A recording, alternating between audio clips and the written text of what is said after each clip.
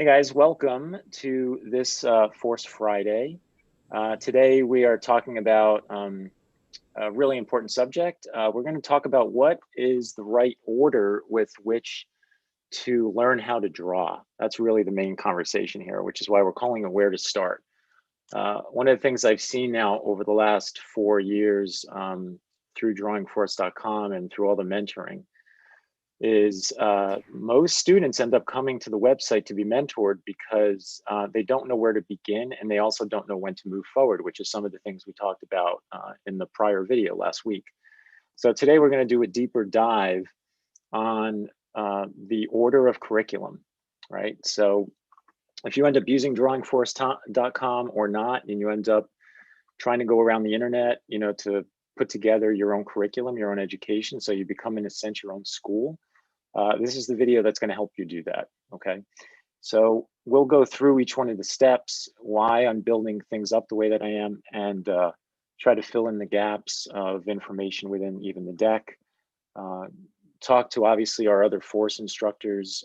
So let's say hi while we're on that. Hey, Diego, how you doing? Hey, Mike, how are you? With name is easier. Hey, Swendly, how are you? Good. Excited for tonight as always. Yes, tonight. That's right. Night for you guys, right? And for Yes. Mritunjay for Mritunjay, it's the latest. What time is it by you again? It's past midnight now. Yeah, it's 1:05 right now. Yeah. AM. So thank you for your commitment. He's always here at 1 in the morning on Saturday, really, right? Lives Yeah, in the future. Saturday. Yeah, he's in the future. That's Let's do Swanley it. talks to us from the future. I'm probably the furthest in the past, actually, across all of you. Yeah. All right. So let's do it. Before we get started, as a reminder, I haven't talked about this a lot over the last few videos, but if you're interested in the subject matter that we're trying to help you guys with, please subscribe, hit the bell. The bell just means you'll get notifications, so you don't have to come and try to check in on what we're doing. You'll actually get a push notification, a PN, that'll tell you, hey, this new video's come up. It'll tell you as soon as I put that video up, which is usually at the beginning of the week, beginning of the middle of the week. It'll tell you this video is going live, and then you just come on over and get ready to watch. So please do so. We are if you're new, and over the last, let's say, month and a half, the deal we've made with the audience is if we break 150 likes, we have a prize. The last prize was to get a recorded video from Diego. We took an audience member, and I think it was Beatrice, if I'm not mistaken. Is that right, Diego? Yep, exactly. Right. Yeah. So Beatrice won that prize. We broke 150, and she got a recorded critique from Diego on her work. Right. So we have another prize lined up if we can break the 150. Okay. All right. So let's get to it. We have a lot of stuff to talk about. So where to start, right? I threw this first image up here, and it's the thumbnail for the video because these, to me, are the three main components of drawing. I have to say, I'd actually say it's of most things. The only thing that's maybe missing here that would be attached to your day-to-day life would be maybe your mouth, right? It's like vocal communication, and maybe your ear, right? So you got all your senses going. But these are the majority of the senses that occur when we're drawing, right? We're seeing things, we're thinking about things, and we're using our hand to draw things. So otherwise, like I said, I can add the other two senses. We would throw them in here. So these are really important. The goal here is to try to get all three of these things to come together. I think when you're finally in the zone, or in flow, whatever you want to call it, all three of these things are working synergistically. I've just broken them down because it helps me have conversations with students about, hey, look, some students come in and they know how to see really well, right? They can observe the world and kind of like copy the world correctly, but that doesn't mean they understand what they're looking at, meaning answering why does something look the way it does. And that's where your brain comes in. That's where the skills of such things as force and perspective, shape design, light and shadow and rendering, anatomy, all that stuff is understanding. Otherwise, you're just looking, right? You're purely observing. Imagine observing blankly with no understanding and just purely copying, right? And that's where the sort of eye aspect comes in. And then of course you always have your hand, right? And making sure your hand's your slave and that you have total control over the types of lines you're making.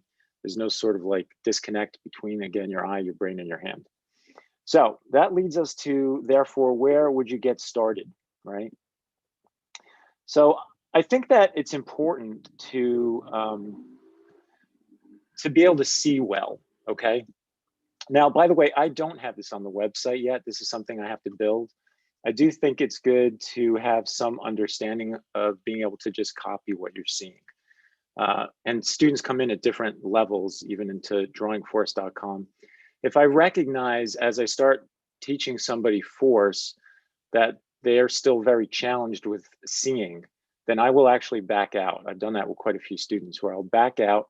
This image that you're seeing here is actually an example from a mentorship session where I took a student and I said, you know what, let's just backpedal out of what we're doing. I want to get you back on track with being able to see better. And then this is me drawing an example of that. Now, one way of doing that, of course, is you can grid, right? You can basically create a transparent grid on a piece of plastic or something and put it up over you know, what you're looking through to see the world in front of you, and then try to copy that down. People do that in art schools where they'll grid out a photograph, right? I did that in freshman year of school. In fact, I had to do a gigantic painting and I picked a Ferrari, I remember, and I gridded out the Ferrari and then painted it at like 6 feet wide, right? And the goal there was to actually see the information within each small box of the grid, because the teacher I had was having us do that for the sake of seeing how much color is in each box and variety. It really taught you to see the small picture in a sense and how much information is in there, which is great as a painter to understand. But the grid in drawing is like, oh, that really helps me understand that like this piece attaches this piece, and you start seeing angles and positive, negative space correctly. That's one approach. The approach I took here was kind of creating a grid, but I'm not doing it by drawing the grid. Instead, I'm teaching the student here to see shapes. And you can see here these overlapping moments, right? So to me, those are like push pins. It's like I put a pin in that moment where the top of this glass ball touches this vase, right? That's a very important intersection, right? So the intersection really matters. And having the ability to just move left and right, up and down across an image and really keep tracking down the shapes in those push pin moments helps you lock down the shaping and silhouette, right? I don't have to understand anything at this point. I'm literally just trying to honestly see and allow my brain to see. This particular student was really interesting because this was later on. Some of her initial still lifes, you know, she had, let's say, an object here and an object here, and when she drew them, all of a sudden they were like this far apart, right? And I was like, oh, actually, now that I think about it, they were actually overlapping, right? So one thing was in front, one thing was behind, as you can see in my camera here. And instead, she like pushed them way apart, right? And I was like, look, you know, one thing is behind the other thing. So your brain is actually making this up, which to me is amazing, right? It's amazing how much your brain is going to lie. So you want to learn how to lean on your eyes when you're learning how to draw. The irony here, what really gets me, and it took me years to figure this out, is most of us, including myself, I'm totally guilty of this as well. And if you go back and watch our video on how the four of us learned how to draw as children, you usually start drawing from imagination. I would say, if I remember correctly, actually Mritunjay probably did out of all of us the most like observational drawing, but most of us actually, you know, learned how to draw comic book characters and such from our mind.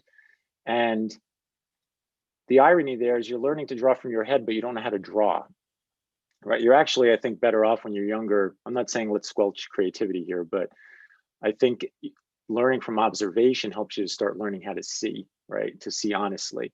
And then you start learning, like, why does it look like that, right? So try to be clear about how you see. Here I took the same idea and I brought it over to the figure. So, you know, here it's purely shape. The blue and red colors you see here are me just abstracting shapes against the, you know, so these are called negatives, by the way. Negative shape is the space around an object. Positive is the shape of the object, right? So this little pink area here, that's a little negative shape. The red and blue, those are negative shapes, and the gray is the positive, right? This is something you learn, again, like freshman year of art school. And then inside of that, which we'll talk about later, you can see I'm talking to this student about, yeah, I have the shape, but I understand the form that's in that shape that created it. At the beginning, I may not even have to know that. I just got to know that I can look and I can copy what I see. There's really no thinking going on there. It's just like observe. You almost want a blankness. It's your brain that ends up fighting that blankness, okay? You guys have anything you want to add before I move on to this, to the next step? It's okay. Okay. Yeah. Jedi covered all the things. The interesting part is coming. Yes, that's right. Exactly. So, really important, just again, overview, learn how to see, right? Part of that, and we do that now with forced drawing, as you guys saw maybe about a month and a half ago, is draw blindly, right? The goal of drawing blindly is allowing yourself to just get your hand to move with your eye instead of focusing on what your brain wants to say, because your brain is going to lie.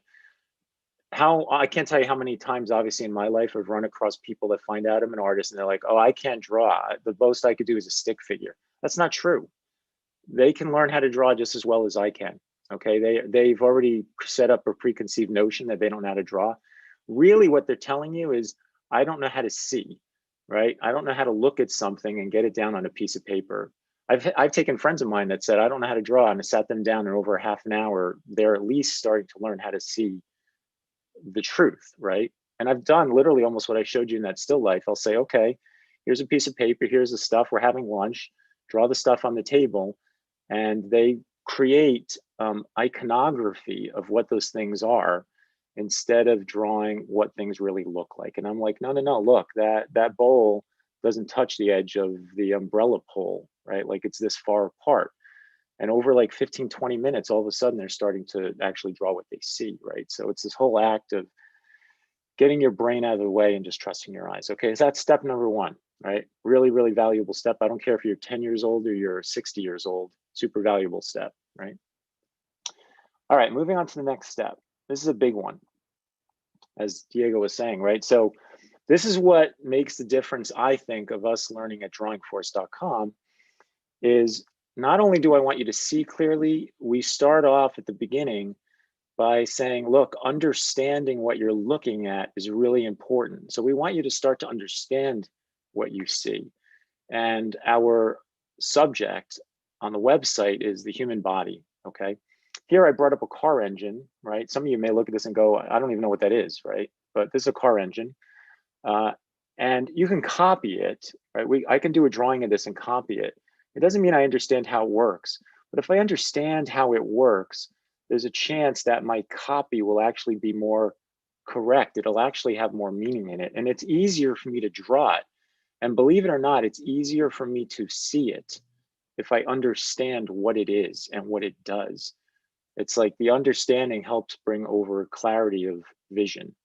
When you're drawing something you don't understand, there's more potential to miss things. As an example, and we'll talk about this later, perspective, right? And that's not understanding even how this thing works, but understanding the perspective that this thing is on would help me see it better, right? So as an example, if I know the perspective, I would understand this line, right? And how it's working and how you could see it's getting narrower down this way and wider this way, and it's going on this axis as well, right? It's got this 2-point going on with maybe a subtle 3-point. That's me understanding why this looks the way it does, right? Because of perspective, but also like, how does it work? What do these things do? Is this electricity? Like, what does this thing do? It looks like it goes up and down, right? These pistons. So, you know, it's me getting a sense of how the whole thing functions, right? So there's this thing going on besides copying, is learning skills that we teach you on the site, and hopefully you learn from the internet and other teachers, of why does it look like this? And what is this thing? How does it function, right? So and the understanding also is very important for you to be able to draw from imagination, because if you draw and try to learn by copying, like once you don't have anything in front of you, then you're lost, because all you can do is copy. But if you understand, it gives you a certain degree of control and the ability to invent things. yeah, most definitely. Yeah. I have an example. Sorry, Mike. I have an Yeah, no, go example for ahead. that for the copy thing. I don't even like to call copy anymore because copy to me is like the talking parrot. You know, you can teach the parrot to sing happy birthday. Yeah, and the parrot will sing it to you. Is happy birthday, but he doesn't mean it. You know, the Right. parrot doesn't mean happy birthday. He doesn't even know what it's saying, right? Right. So when you're just copying, you have no idea what you're drawing. Right. So Yeah, you there's no need to be able meaning. to Yeah. explain something, right? If you don't know what you're saying, then you would know what you're drawing. Yeah, no, that's That was exactly right. Now Yeah, the one of parrot's a the great thing. metaphor. I'm sorry. Yeah, one No, go of the ahead. things, that it really helps in that, if you're just like trying to like grab some knowledge about it. So for example, if you're just trying to copy, so good observational person with good observational skills, could copy it really good.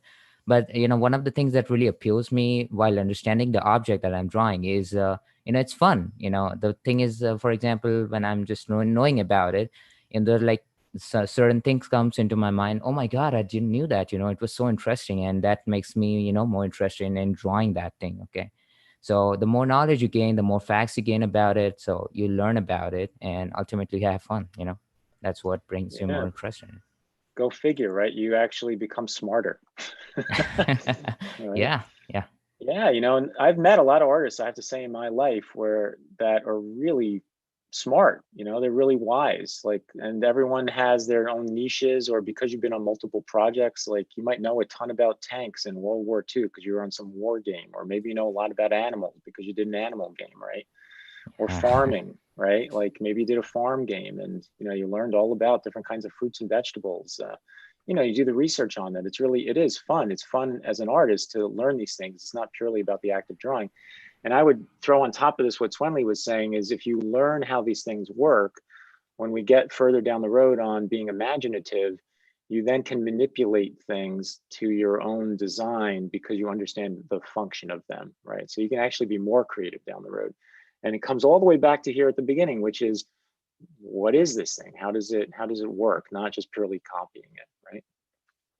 All right, let's go back to the deck here.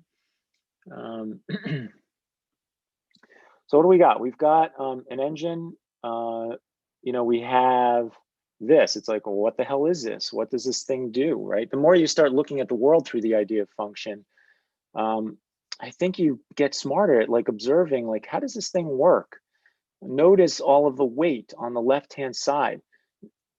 Talking about anatomy and understanding anatomy, this is very anatomical. You think about the hydraulics on how these construction machines work.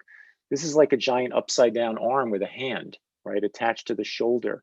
We got all the heavy weight down here for the body to try to cantilever the weight of the actual scoop, right, and how it picks up dirt. Why does it pick up dirt in that direction, right? Like, I I've always done this since a kid, quite frankly, is I've always asked why. I'm like, why is that built like that? Why does this work like this? Almost to the annoyance of my parents and teachers and everyone else around me. But that's gotten me here today. I was that kid I was that why kid. Like, why is it like this? Why is it like this? Right. So when I see these machines, I'm like, oh, look at that piston there, right? That hydraulic, like, notice why that is there, right? If you always ask why, you start to figure this stuff out. It's like, look at this one, right? This one up here pulls this thing up. Look at this one. This one pushes down, right? And you can see the angles of support here and how it hooks up to the main arm structure. And that's going to push the scoop over and around and right and pick it up and straighten it out. So you can look at something like this and start being aware of how it works, right? So that finally leads us to this, right? It's like, whoa, how does this work, right? Pretty damn complex, right? All of a sudden we have the human body. But that's how we bring students into drawingforce.com. We start off with the gravity guide, which you guys have seen in prior videos. So we're like, okay, here's this body. I try to break it down very simply. We're going to say this like flour sack mass. We start with stick figure arms and legs, just try to get a sense of balance and counterbalance. How does this incredibly intricate, beautiful mechanism called the human body actually work? And we just start off with the basics, super basic, right? We go from that to force and so on, right? And then we keep building and building and building upon that, right? But super complicated. So we try to start off as simple as possible. What I want you to be aware of before we leave this section is there's copying, but then there's understanding what you're looking at. And it takes time to learn how to understand. One last note on this is, why is it the human body? Why is drawing usually taught with the human body, right? It's one of the things I bring up in my workshops and I have in the books as well, which is the reason we learn from the human body, or at least the reason I teach figure drawing first from the human body, is because you are a human body. And therefore, you actually already have some insight. You're not a bulldozer, you're not a car engine, you're a human body. So hopefully you already have a sense of how things work to some degree, right? It's like, oh yeah, I think I get the stretch that's going on in the model's body.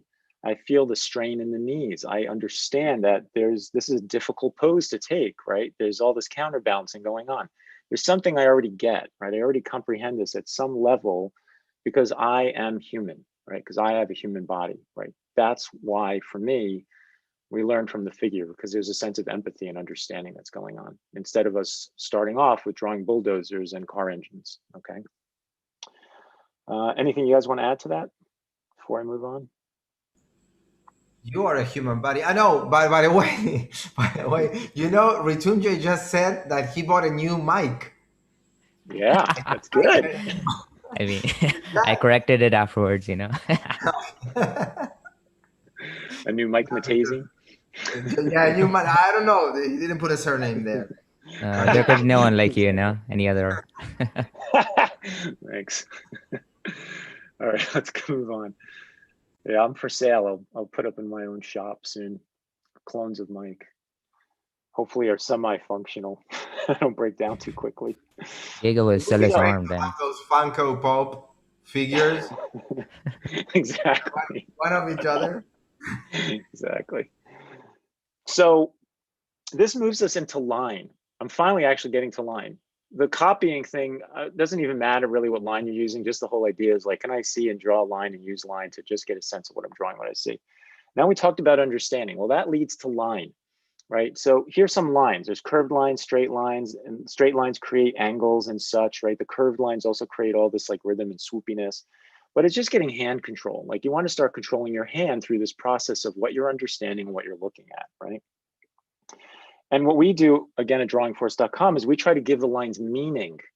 So we just talked about understanding what you're looking at. Well, if we're going to understand what we're looking at, what I tried to invent was, well, I want my line to have meaning also, right? And that's where force in our camp specifically comes in, because we're like, look, the line actually has meaning also, and it's physics based, right? Our line is actually very physics based, and that line works with the physics of the world, right? We're never going to escape from this planet. Maybe someday force will change if we're all living on Mars. I don't know. I'll have to write a new book, right? But right now, this is the way things work, right? So we give line meaning, right? So, and that leads us to drawing figures. And I didn't put in a slide here for like force drawing and rhythm and what that all looks like. You all know already what that looks like, right? So the point there is, you know, you're using line to create meaning, because you're trying to understand what the body's doing. You're trying to understand balance. You're trying to understand rhythm in the figure, right? And you can see it's very front loaded. There's a lot of stuff to take on at the very beginning, right? You guys have anything you want to add to that? Yeah, we can like use a metaphor here. Like for example, you just like learning a new language, and based upon what skills you can say that you learn that language very well. You know, one of the things is vocabulary and like how do you communicate better. So in drawing, you know, line is our communication tool, you know. So if you don't get that line correct, or if you cannot, you know, pass your ideas onto the piece of paper through line, now that's your communication tone. So it's like totally lost, you know. Now you're not able to communicate your thoughts with the line, and yeah, just you know, that's my 2 cents on line. Yeah, I would to go back to Diego's awesome metaphor of the parrot, right? So there's the parrot communicating, but there's no context. Doesn't mean anything. He just copied what somebody else taught him, right? So there's this verbal language which the parrot has no context on, and then the same thing happens with line, which is why I think actually force is pretty unique, because it's not just line. There's actual meaning to the line itself. So force drawings actually are communication, you're actually communicating what you're thinking about, and those thoughts are hopefully functional thoughts about force and rhythm and balance in the body, and trying to figure that all out, right? So it's much deeper. I think I could safely say it's much deeper than most like drawing education on this planet, at least that I've seen. And I've done quite a bit of traveling. And that normally line doesn't mean anything. It's just like, I shouldn't say it doesn't mean anything, but usually scribble or it's scared. It doesn't have the clarity of meaning that we're trying to give it for you guys. So you use it in a certain sense, to Mritunjay's point, to have clearer communication, to say something with more meaning, right? Yeah, and I think students like oftentimes maybe underestimates the importance of just practicing line. You know, it's easy to like want to rush past the very basics and getting into the fancy stuff. Yeah, I remember for myself, like as I was learning to draw with force, like one big epiphany for me was when I saw a video of you doing a student critique and you emphasize the importance of learning the force line, you know. And it was at that moment that I went back to the very basics of, okay, what does this line mean, like you guys were saying, and really understanding the idea of moving energy from point A to point B. Like that's the moment that my drawing skills really move forward really fast. So just a word of advice to the viewers: don't underestimate the importance of just mastering the line, because like Mritunjay said, it's the basic building block, the basic tool that we have for everything else in drawing. So if that is weak, it's going to affect everything that you do with it, you know. Yeah, I mean, it's like saying, you're going to start writing sentences, but you haven't learned the alphabet, or you're going to start writing paragraphs of meaning or story, but you don't know grammar and sentence structure, right? Like, and then, you keep carrying that problem, that deficiency forward, basically, right? So getting control over that line and understanding its meaning is really important, which is why we now have that blind skating at the front end, right? It's just for you to get some more control over your line and flow. It's all by my master plan. Like none of it's an accident. I'm always like trying to problem solve in the background for you guys as to what's the best steps for you to take to get through all of this, Yeah, and to go back to the previous stream, Mm-hmm. one more drop on this is what you're thinking is like when you're drawing and you put in a line on the paper is what do you want to say? Because if you don't want to say anything or you don't know what you want to say, then you're just scribbling Yeah, and it doesn't mean anything. Once again, you're a parrot just right. singing a song that you don't even know what it means, Yeah. right? So it's important. If you didn't watch the previous stream, take a look at it because I think it was the previous or the one before. Mm-hmm. I don't remember internal dialogue. Which one? It was the I one think it was the before? last. I think it was the last one. Yeah, The yeah. last one, right? Yeah. Well, check that out. It was a really cool one. Just All right, watch let's get everything, back. make a playlist Yeah, and watch them all. exactly.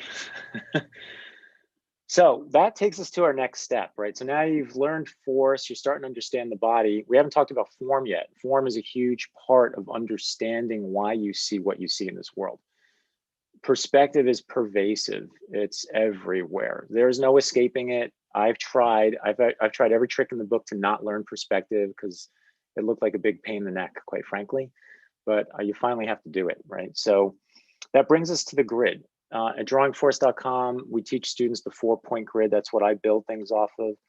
So you learn with the grid, and the grid starts bringing you understanding of the model, right? It's like, oh, the model is in this cube of space, and there's a horizon or my eye line relative to the model. You start becoming aware that I'm like looking up at the model or looking down at the model's feet, right? Where are you relative to the model, right? So you start understanding the sense of three-dimensional space, right? Which is a pretty big deal. So now we're starting to couple the idea of force and rhythm and drawing with understanding. Your line is starting to gain some meaning. And now we're starting to bring in structure and perspective, right? I have students actually do overlays on stuff like Minecraft and just real photography of like cityscapes, even just, outdoor plains, meaning like fields of grass and trees. Like, how do you see perspective in these spaces? Minecraft is great because everything's built off these boxes, right? And it's got a kind of pushed camera lens, you could really see that this is 3-point perspective, for instance, in this shot, because the castle's actually diving down and it's diving left and right. So Minecraft's images, which you could find a ton of on the internet, are great to observe and look at and see if you can draw the grid, the 4-point grid on top of those images, right? The goal to this is actually to try to learn perspective in the real world. So I'm sitting here in my studio and I can look around and see the corners of where the wall and the ceiling meet and see the perspective go down one side. I can even see it bend and start to go down the other side. As it gets close to me, the perspective actually starts to curve because it's going out to 2 points on either side based on where I'm centered within the room, right? So perspective's huge. There's no escaping it. You want to learn how to draw, you got to know perspective, at least to some degree. You don't have to go and become an architect or an engineer. You got to know enough perspective to get a sense of general space, because that affects how you draw people and environments and so on, right? So, like I said, no escaping perspective. I have a lot of tricks for teaching perspective. I don't have time today, obviously, to go over all of them. I think a ways back at the beginning when we started these Forest Fridays, we talked about the death of 1 point, right? So there's some notes in there if you're interested more in that. Because 1 point is super limiting, and some people think that 1 point has more ability than it does, but it's extremely, extremely limiting. So you want to be really careful about how far you take 1 point. So perspective leads us to volume. So getting back to the model, you start learning how to see not only the box the model is in, but you start learning construction of the model, right? This is a very pushed angle, of course, of this model. And you can see down her body. We start learning about turning edges and cross contour lines, which is what this student did here. And you get a really good solid sense of space. Now, the trick here, of course, is you don't want to lose function. You don't want to lose force and rhythm. And yet you want to try to hold on construction. There's a bunch of tricks that I teach students in that space to try and accomplish that, right? And then that finally leads to not only the structure in that rigid sense, but more like this. This is a student named Raphael, who's actually a professional animator. These are his drawings. You can see how he's using surface line here. Let me zoom in a little.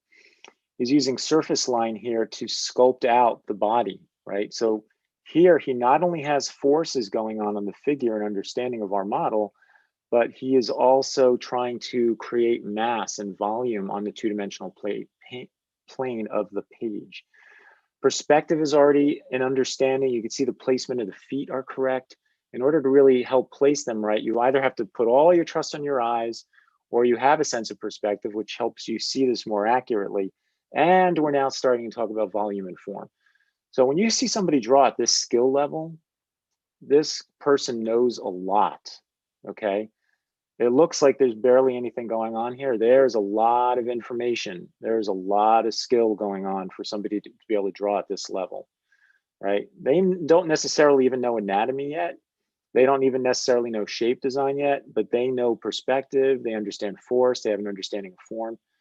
They also have good line control. They're using the line correctly, right? There's a, you could see already like what this path is for Raphael, for this artist on how much information there actually is going on here, right? So volume, right? You guys have anything you want to throw in on volume before I move to shape? Yeah, people are like scared of perspective a lot of times, and I think it only gets difficult when you want to draw like a spiral staircase in perspective. But the basics is pretty easy. It's just learning the rules and applying it. It's not that difficult at all. Yeah, I think that's part of the fear is there are rules. And I think artists are scared of rules. I think I can say, not to get too deep psychologically, I think sometimes we're, as artists, afraid of rules because it may reveal we're not capable of following them, or we're not going to understand something, right? But you'll be able to get it. Perspective actually is not that hard. There's some really basic rules to follow. You go through it step by step, you'll understand it. It looks overwhelming. I got to tell you, I've looked through many perspective how to draw books. There's books I've looked through, I'm like, I don't understand how this guy's trying to teach this. Like, it's so technical, I don't care, and I put it away. Like, it's just too much. And I've taken years of architecture, okay? And I'm like, this is absurd. Like, who's going to create this? I'm not going to work for You know, I'm not working for JPL, like Jet Propulsion Labs, and I'm not going to be designing like, you know, rocket ships and airplanes. I just need to know enough to understand why the world looks the way it does and how I bring that over to creating an environment, a concept painting, or even a character design, or storyboards for that matter, right? There's only so much you really need to know. It's so much fun. It's so much once you get it, like draw something in perspective and create that illusion, and you can see this. Wow, it goes inside the page. It's really cool. Yeah, it's I really think powerful. it's worth it. Yeah, Yeah, super and powerful. the rules make things easier, right? I mean, without rules, it's kind of like your thoughts are all over the place, but the rules help you create certain order in your mind, and it gives you kind of like a clear strategy or recipe to achieve certain results. You know, it's like having a clear recipe for a cake versus having all the ingredients but not knowing what to do with them. You know, it can create a mess, but rules are good actually. Yeah, no, I would agree totally. Yeah, All right, one let's of the move things on. is like yeah. So one of the thing is like you know, when you just like learn, you know, what the point of what Diego said is like, you know, it becomes really interesting, and like kind of it allows you to create the illusion on the flat piece of paper. So like when you're trying to use the sculpting lines and we know the like basics perspective, and you just started to play with it, you know, you really can just like integrate like so many fields in there. For example, the sculpting lines is basically like how you would sculpt for example, like a rock or something, like a marble, like a piece of marble, you're making a statue and you're kind of like sculpting it. So like, you know, now you're like really like feeling that form, you know, coming out, and it's just not like about creating the illusion, but you're like kind of feeling it more. So yeah, it like brings more sense to your drawings, you know, basically. Yeah, I think when you learn perspective and volume, I know when I started going through this, I really, for the first time, felt like I was starting to draw. I was like, oh, this is what the experience of drawing is about. Like this two-dimensional piece of paper is taking up space. My models are taking up space. There's real volume in their bodies, you know, and that is so exciting. That is such an amazing moment. Now, I'm going to also throw in here what I see coming to the website is there's a lot of students that try to come in with structured drawings, but they have no force. That's not the worst case. We're going to show you the worst case in a little bit, meaning some students come in even further down the line and are attempting things they shouldn't be attempting yet. But I'll have students come in, they understand structure pretty well, but they don't understand force. So I take them back to the beginning and I'm like, okay, that's good. You know the structure stuff, but we want to give your structure meaning. Like, why does the body look like that? How does it work? Why is the structure leaning, you know, into the page or out of the page, and it's based off of balance and forces and rhythms and so on, right? So there, I just have to like bring to life the structural drawings that they have, right? So it's good. It's good to learn forms. You have to. If you want to learn how to draw, you've got to understand perspective. You got to learn structure. You know, there's tubes and boxes and stuff in the body, right? I try to teach that those boxes and tubes, they're bent, right? They are bent because they've been affected by force, right? Force is driving the location of these structures in space relative to what the body is doing, right? So you want to keep that on track, right? Let's head back over here to Photoshop. So that finally leads us to shape, right? And if you'll notice, for those of you that have any of the Force books, I'm going literally through the chapters, right? There's a reason those chapters are set up the way they are. It's because I believe this is the way that you should learn how to draw, right? Learn how to draw. So in shape, there's these three major shapes. It's kind of a cliche at this point. You see a lot of artists draw this. You know, we interviewed Josh Hunter Black. He draws these lots of times, almost in every one of these posts. It's just a reminder for him of like, here's the general shapes, but how am I going to manipulate them into forms, into structure, two-dimensional, three-dimensional spaces I'm drawing, right? So you got the square, which is also the rectangle. You got the circle and the triangle. It's good to understand these shapes. And since you know perspective at this point, you'd be able to fill these shapes with form, right? So I could easily go into any one of these and say, you know, this is going to have form, right? So now I have the ability to do that, right? I could say, well, this is an edge over here and this is a pyramid, right? So I could put perspective in here like this. You see, now it's three-dimensional. This, I'm stuck, right? It's flat front view. We talked about killing the one point. I would have to create perspective in this and put it basically dead center, but this would be a box suddenly, right? So I have the ability in knowing perspective that when I look at this shape, these silhouettes, I can fill them with mass. That's really important because we want to understand that the shapes have evolved from mass. They are not actually flat. They look flat, but I want to be aware of the structure inside that flatness. And that's why the silhouettes are what they are. That's how they get created, right? So that leads us into force again. There's bad shapes and good shapes. We talked about unappealing and appealing in animation about a month and a half, 2 months ago. So these would be unappealing shapes because they're symmetrical, so they don't allow for flow, right? But instead, we have the force shape, which is at its simplest level, straight to curve. But we want to be aware that this shape comes from mass, right? You can't draw, excuse me, that shape correctly if you don't know the mass that actually like builds that shape. Now in time, you could get good enough to where you know mass so well, you draw shapes and the shapes already present mass because you know the mass is inside of it, right? That's when you get really good. You're drawing two-dimensionally with three-dimensionality in it, and therefore the two-dimensional shape already feels three-dimensional. That kind of comes after this in a sense. You have to go through all this process to really get to that place, right? Last but not least, that leads to the body. The biggest shape would be the silhouette of the whole pose, right? This is a drawing from the first book. You can see that I was trying to bring clarity in the book to the understanding of, look at the silhouette of this pose, right? Look at positive and negative shapes. Look at how this model is standing. Notice the perspective, right? Even in the shape, we would have gotten a little perspective because of the overlapping of like the waist, the hand to the waist, the angle of the head, how we're kind of looking underneath over there. You can feel the tilting back over the top of the rib cage to the collarbone. That stuff starts to show up in the shape, right? And with the form inside of it, you can see the horizontal or the eye line here is low in the legs, and we start like looking up, and there's an angling that's going on and getting up to the model's head. Also, just the scale, her head feels kind of smallish up there versus us coming down to the feet. It's similar to what they talk about with Michelangelo's David in Florence, right? Is that he's got like these giant hands, right? Some people argue that it's because trying to represent power and the killing of Goliath or conquering Goliath. Some say it's a perspective trick, right? They really want to push like the perspective because he's tall, right? And he's on a pedestal, right? So you're looking up at him, he's got this like giant hand, it gives you more depth against the hand relative to the face, right? I don't know which answer it is, but I could tell you the big hand works from a visual standpoint, right? It gives you a more of a sense of scale, right?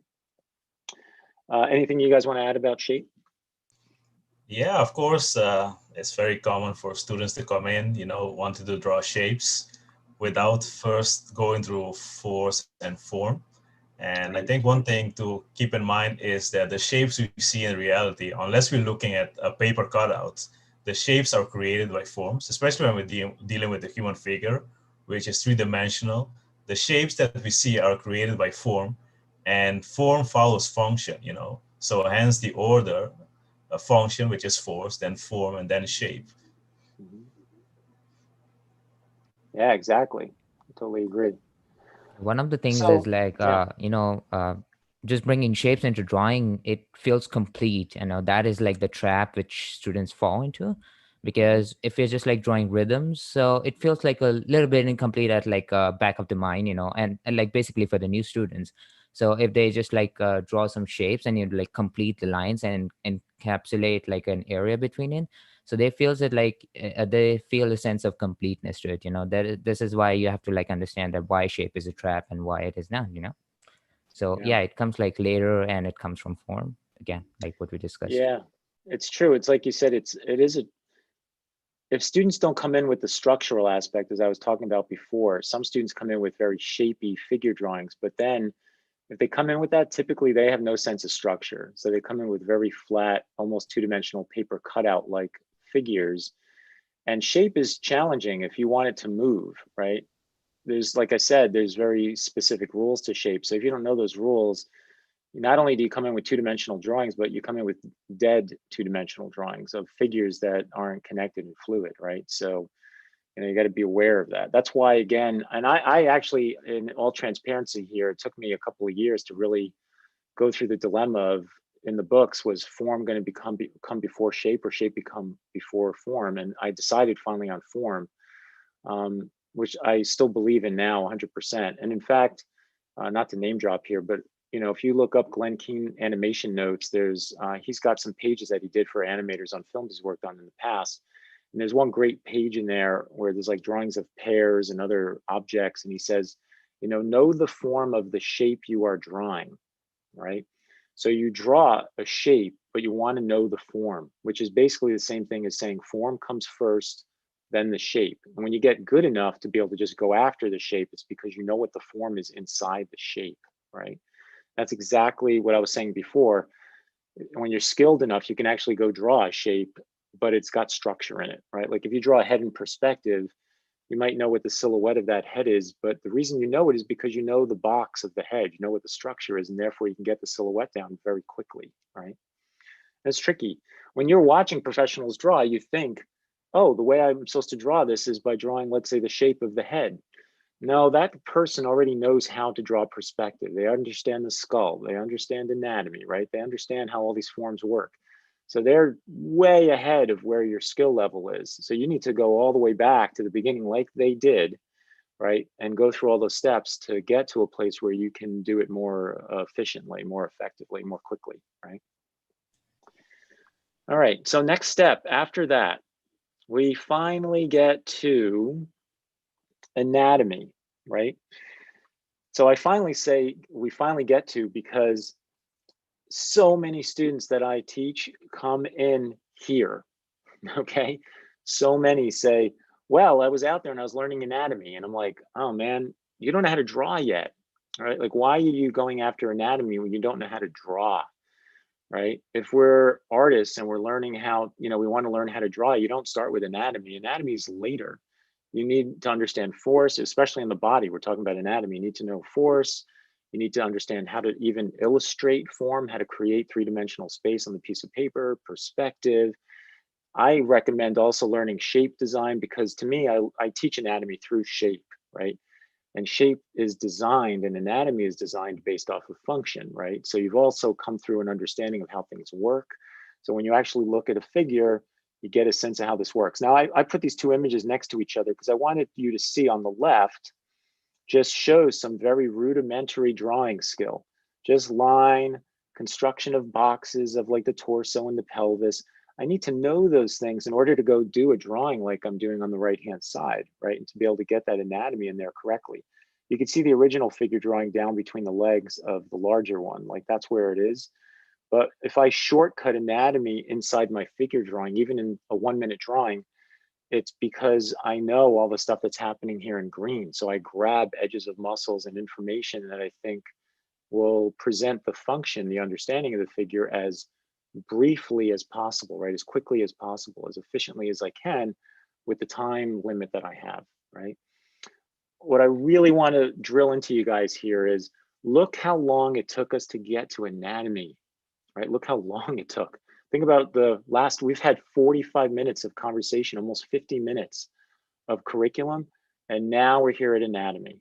So if you're online and you're like, I need to draw the shoulder. No, you don't.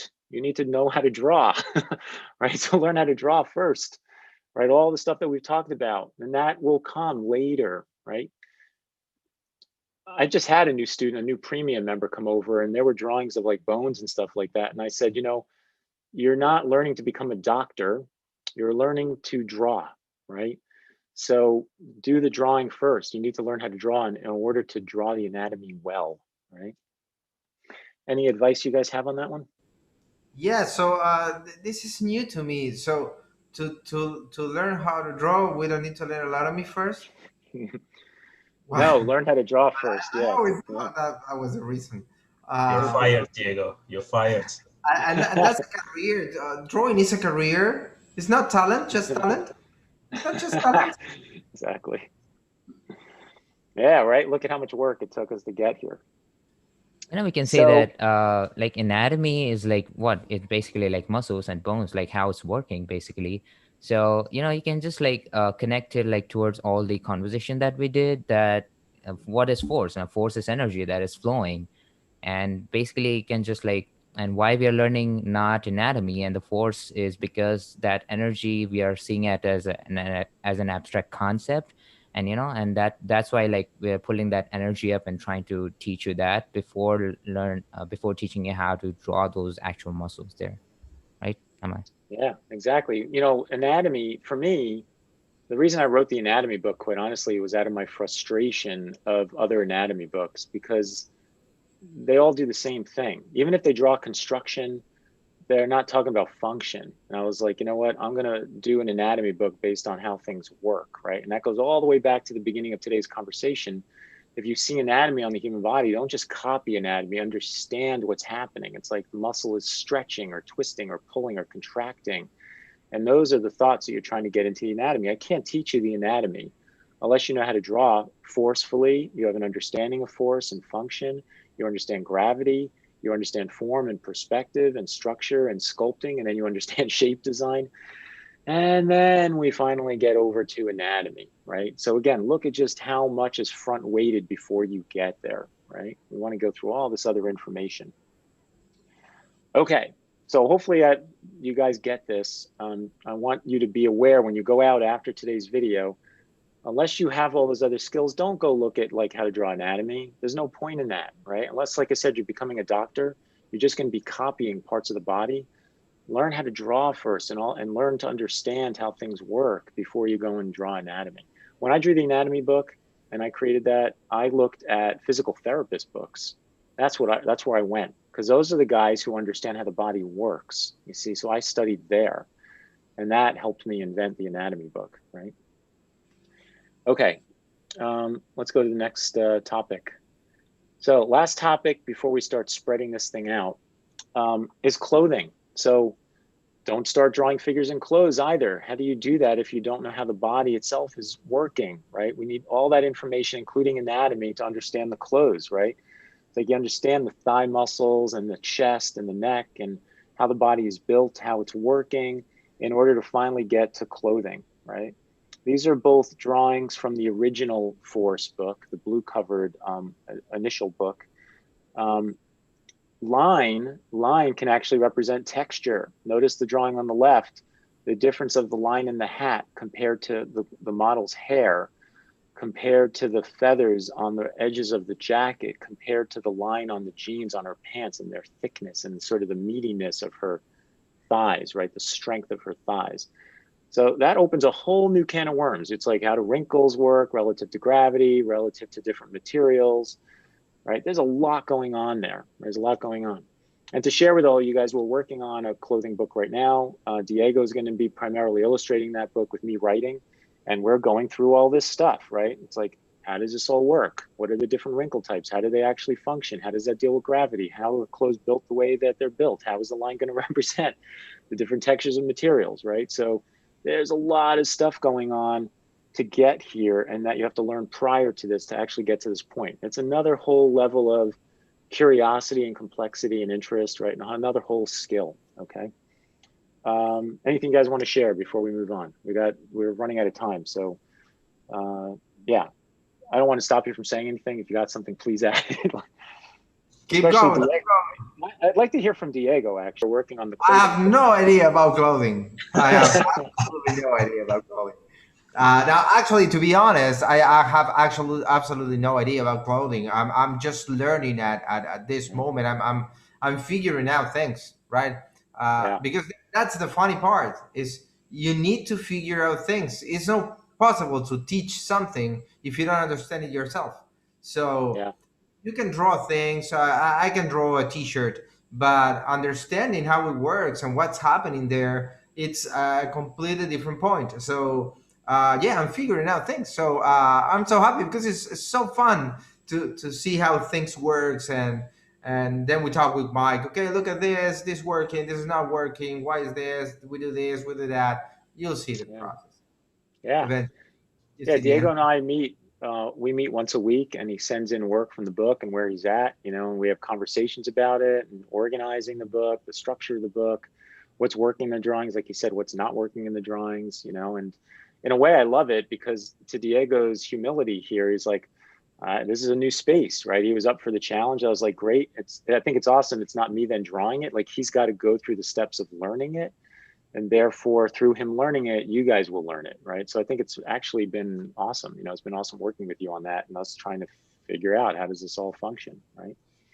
Yeah, and to you guys' point, like the importance again of all the steps you went through, especially the part of understanding, like especially when you go into the next step where you start choosing careers and you work as a designer, for example, you're often are going to be faced with subjects that are unfamiliar to you, you know. So you have to know how to draw and know how to break down things and understand them, and then manipulate them and to design something new that is required for the project you're working on, you know. So all the steps prior prepares you for what's coming next. I think it's developing that mentality is super, super important, because again, if you're just copying, then once you're faced with a new subject matter or you have to invent something completely new, then you're lost, right? Yeah, no, exactly. So that leads us to our final slide, right? It's a big one. There's a lot of information on this one for us to talk about. So here it is, right? This is the one that you guys probably have the most questions about, and how you start figuring out what you're trying to do on the internet, you know, what you're trying to learn or not learn, right? So look at how, I want, again, just to repeat myself, look at how much we just covered, right? All those core drawing skills, from copying and just seeing to understanding, line with meaning, force and rhythms in the body, why we pick the human body to draw from, perspective, form, shape design, all through understanding what you're drawing. We finally got to anatomy, then we finally got to clothing, and now here we are, right? So much has come before we cross this line, okay? Now, from here on out, we could even argue that animal drawing could be a core drawing skill. It depends on what career path you're interested in. But after all this is when I have students start deciding, like, I want to learn some animal drawing. I want to start learning how to draw from imagination. We can do that now, right? You've got enough skill under your belt for us to transition from understanding from reference and comprehending how to draw to how do I do this out of imagination, right? And I believe 100% that the force process really helps in that, because when you're drawing figures from imagination, you're already giving them function. You understand the believability of how somebody stands, right? How they move or punch or swing a sword, right? Or how they lean against a wall, how they sit, right?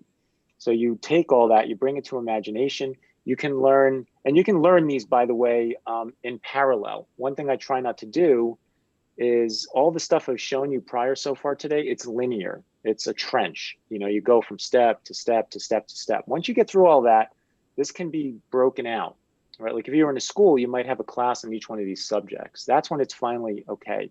Composition, you could bring in a little earlier than, you know, a little earlier back, I'd say, when you have good line control. But this is a good place to finally have the breakout. So you want to learn to draw from imagination. Composition is really important. And then there's rendering.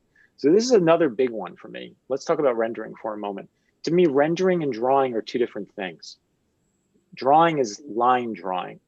Rendering is when you start bringing in grayscale, because you're trying to imitate light and shadow to create form, right? Otherwise, you can use line to create form, which we showed earlier, right? Here you start to render.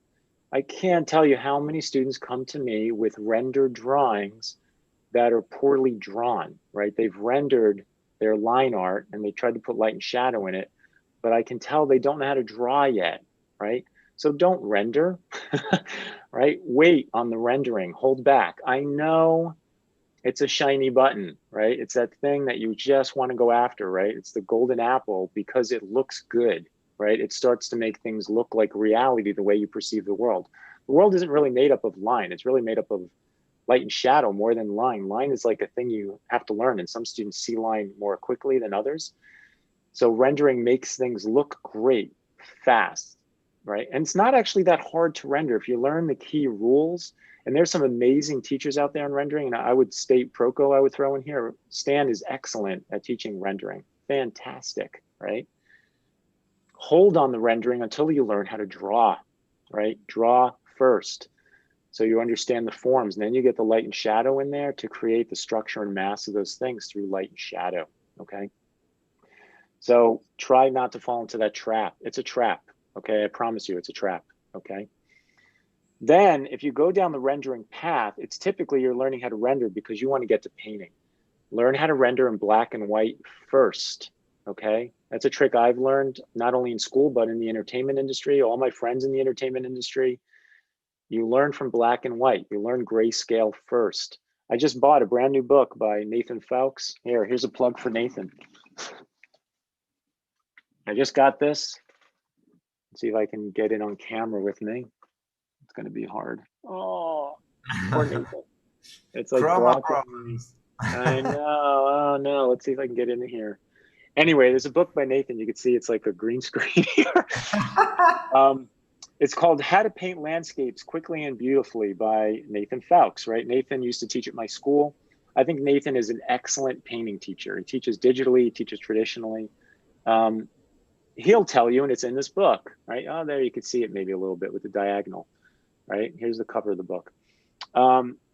He talks in here again about understand black and white, right? Understand value first. Color is huge, and it is so easy to get lost in it and can get confused in it. So you want to learn how to draw black, paint and render in black and white first.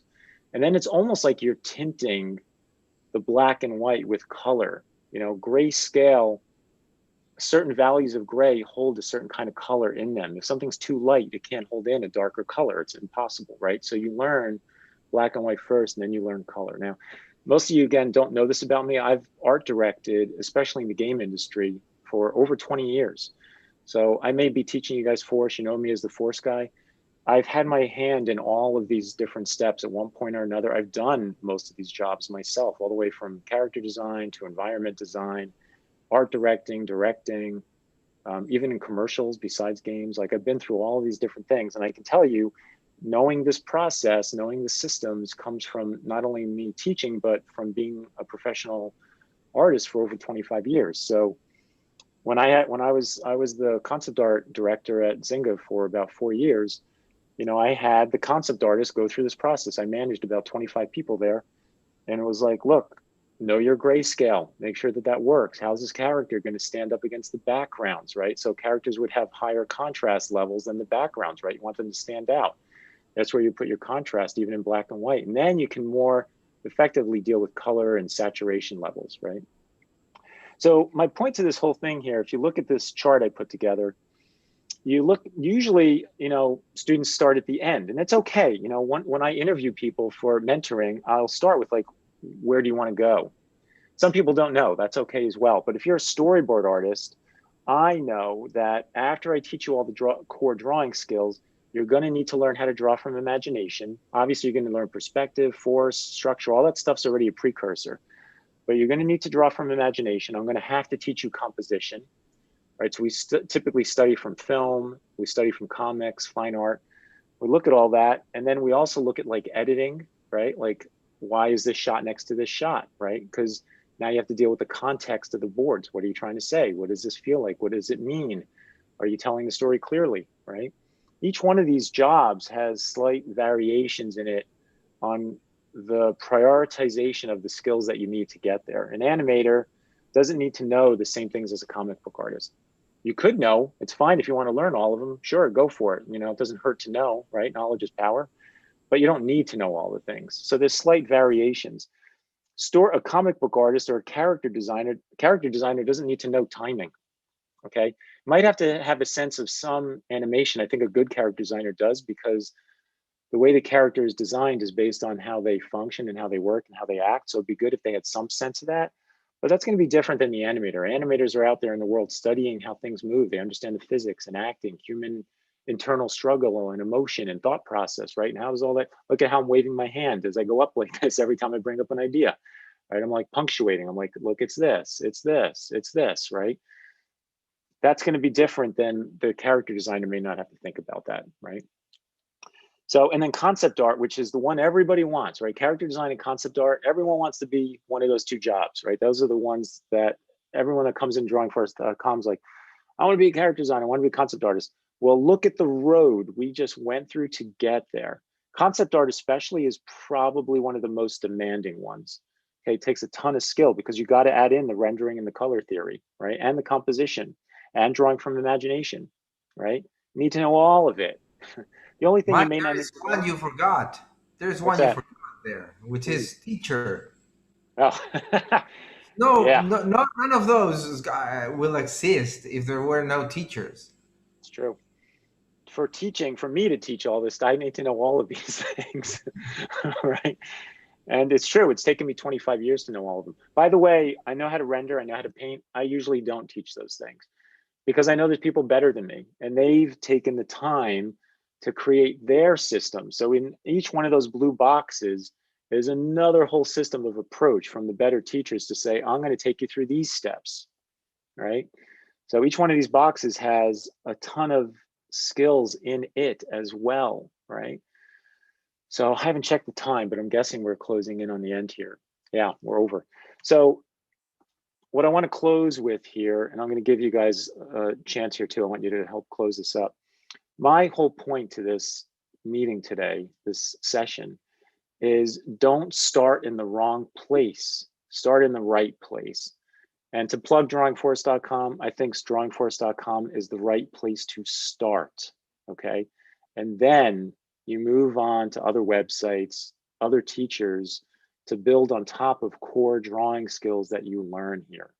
Don't come in with renderings and with anatomy, right? Not unless you already know how to draw. And to me, force is part of drawing, right? Because how do you draw things and not understand how they work, or understand that the human body is alive and has rhythm and fluidity, right? To me, that doesn't make any sense. It's not purely construction. There's a lot of how to draw construction of the figure. That's not the only thing. There's far more important things than that that that happen first, and then you start building on top of that, okay?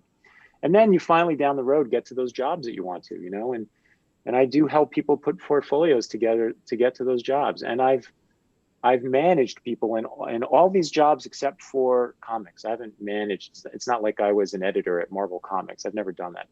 I have done comics myself. I have done, believe it or not, some small jobs for Marvel, but I've never been an editor there. So I haven't done it that way. I have done it for storyboarding. I've done it for animation. I've done it for character design. I've done it for concept art. Right. Okay. You guys have anything you want to like to close I with? just want to say one thing, and Yeah. I think this is how I think: is just first learn the fundamentals. Mm-hmm. Just that. Don't jump to rocket science. Learn the fundamental. Learn to screw one screw, right? And then you build an engine. Right. That's my 2 cents here. Ping, ping. Yeah, and to Diego's point, like something also that I've seen commonly with beginner and even more advanced artists is not understanding that design is a subject on its own. Like first you need to learn how to draw, but then you have to learn how to design also. And I think people often confuse those things. And especially in character design, you see people like just drawing a figure and thinking it's a design, but that's a subject on its own with its own fundamentals. Like you can design by drawing, but you can also design like making a flyer or a poster. That's also design. You're applying the principles of design to that. So design is a subject worth studying all by itself. Yeah, I would agree. Yeah, design is huge. Not to go on a huge tangent, but to me, when I teach character design, it's not character drawing, it's character design. And to me, design means you are now problem solving towards a very specific purpose. That's where like rules and tools of design come in, as you're trying to invent towards a specific goal. It doesn't matter if you're designing the next iPhone, or if you're designing a chair, or you're designing a character. That thing has purpose, and you got to use every art trick and tool and design trick and tool possible to get that thing to be as perfect and specific to its job as possible, right? That's where design starts to come in. Yeah, exactly. Yeah. Anything from you, Mritunjay? Oh, Jedi Masters have covered everything. All All right, fair enough. All right, guys, I hope that you enjoyed today's Force Friday. I didn't check how we did on likes today. So we got to 90, right? We got to get to that 150. We had up to 130 concurrent viewers today, right? So could have gotten really close, right? Let's try to get to that 150. We have an awesome prize for you, the next one, when we break that 150. On a side note, thank you for coming every Friday and joining the four of us to learn more about Force. Yeah, I hope you guys are enjoying yourselves. Visit drawingforce.com if you want to learn more about everything that we just talked about today and the process that we teach in. Don't get trapped by the shiny buttons down the road, okay? Not that they're bad, you just got to go to them at the right time, right? That's what's really important here, okay? You want to make sure that you're learning in the right order, which is what this whole video is about. I hope I've inspired you guys and hopefully educated you to some degree of like, okay, I see, I'm doing this thing and I shouldn't be doing this thing right now. I should be going back to these other steps before I get back to this place that I'm at right now, okay? All right, thank you everyone. Have a great weekend. Stay safe and we will see you next Friday with hopefully another interesting video. Take care, bye-bye. See you guys.